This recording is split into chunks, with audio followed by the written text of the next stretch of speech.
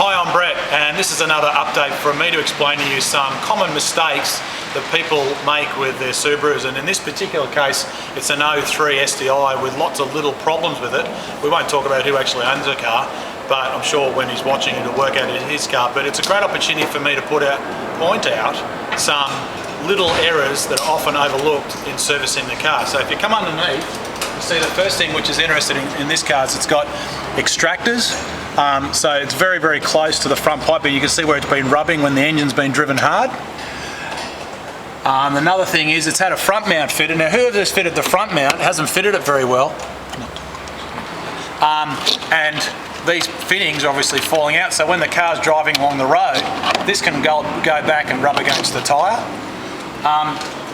It's new, obviously, the white line front links, the steel version ones, but also as you come down and around the front here, also at the back, you notice the exhaust system, bolts missing on the gearbox cross member, lots of oil leaks. But one of the big mistakes a lot of people make is this is the O2 sensor. Now this measures the exhaust gases going down in the exhaust, and on this particular car the original factory exhaust system has the catalytic converter up in here, so of course the O2 sensor is behind the cat. But this has now got an aftermarket exhaust system, not one of MRT's, I must point out. The catalytic converter is now down the back, the O2 sensor is in the front. Big mistake from a tuning ECU point of view. So on the freeway, this car will not perform as good as what it should if this sensor was correctly located behind this catalytic converter. But of course you'll notice the wiring harness is hanging down here as well, and of course it's not long enough and needs to be modified. We've pulled the tail shaft out. You can see there's oil everywhere because it's had an oil leak up around the back here. But as you go down further, you notice it's been driven very hard. It's ripped out the mounts for the front part of the tail shaft bearing.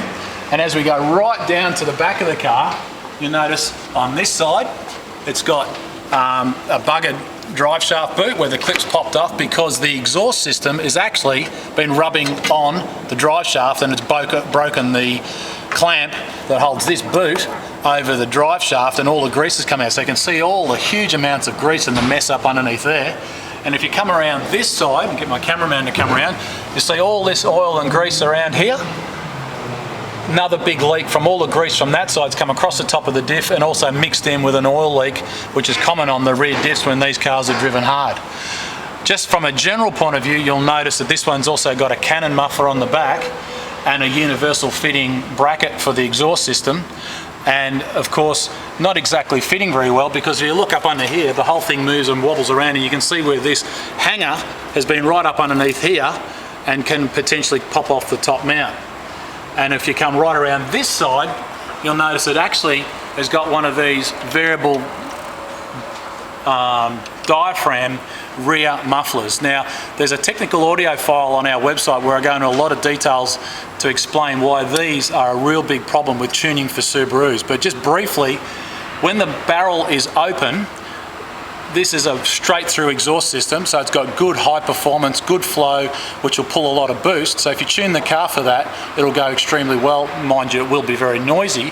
The downside is when you close this diaphragm to make it quiet, if you drive the car hard, it's a fantastic recipe for blowing up engines and melting exhaust valves, because the combustion temperatures in the front half of the engine, because of the restriction in the exhaust, are ginormous. And of course, so what do people want? They then want it tuned so it's not unreliable.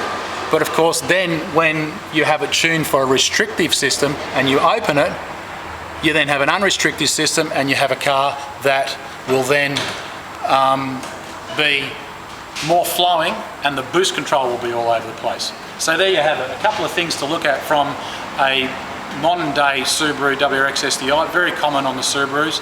For more technical information you can refer our website, mrtperformance.com.au, and we'll try and update these videos on a regular basis.